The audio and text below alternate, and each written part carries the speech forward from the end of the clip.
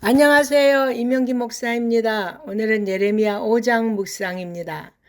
본문은 하나님께서 예레미야와 대화를 하는 형식으로 되어 있는데 그 전체적인 분위기는 왜 유다가 멸망당해야 합니까? 하고 묻는 질문에 하나님은 예루살렘에서 정의를 행하며 진리를 찾아 구하는 자를 단 한 사람이라도 찾게 되면 예루살렘을 용서하실 것이라고 말씀하십니다.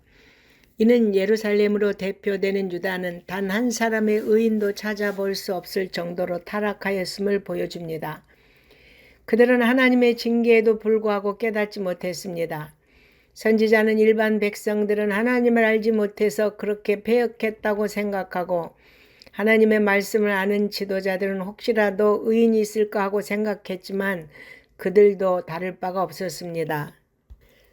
선지자는 유다가 죄악으로 인한 심판의 불가피성을 다시 강조하면서 그들이 회개해야 할 것을 강력히 촉구했습니다.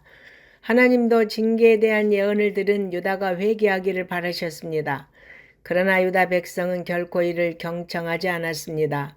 그래서 끝내는 멸망하고 바벨론의 포로로 끌려가는 수치를 당해야 했습니다. 본문은 유다에 대한 심판을 선언합니다. 그런데 이 심판 선언에는 심판이 선언될 수밖에 없는 필연적 이유가 교차 반복 제시되며 또한 그 심판이 제한적으로 이루어진다는 사실도 언급됩니다. 이러한 내용은 하나님께서 당신의 백성에게 끝까지 기회를 주시고 돌이키시라는 하나님의 은혜와 사랑을 확인하게 합니다.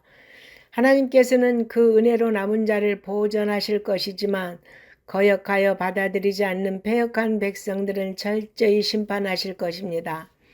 하나님의 말씀과 그에 따른 경고와 책벌의 말씀은 오늘날 우리들 역시도 주의 깊게 받아들여야 할 것입니다.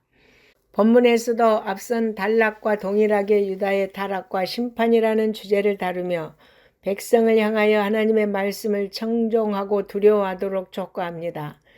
유다는 여호와에 대한 무지함으로 여호와를 철저하게 배반하였습니다. 그들은 여호와를 경외하는 마음이 전혀 없었습니다. 그러므로 사회의 정의가 파괴되고 부정과 불법이 만연했습니다. 따라서 하나님의 심판이 불가피함을 선언합니다. 그들은 마치 하나님께서 존재하지 않는 것처럼 선지자, 제사장, 일반 백성 할 것 없이 온 나라 사람 전체가 이방인들과 동일하게 악을 행했습니다. 유다 말기의 사회는 그 타락의 정도가 매우 극심했습니다. 그러므로 하나님은 예레미야를 통하여 그들이 회개하고 악에서 돌이키지 않으면 심판하실 것이라고 경고하신 것입니다. 그런데 거짓 선지자들이 재앙이 임하지 아니하며 칼과 기근을 보지 않을 것이라는 메시지를 전했습니다.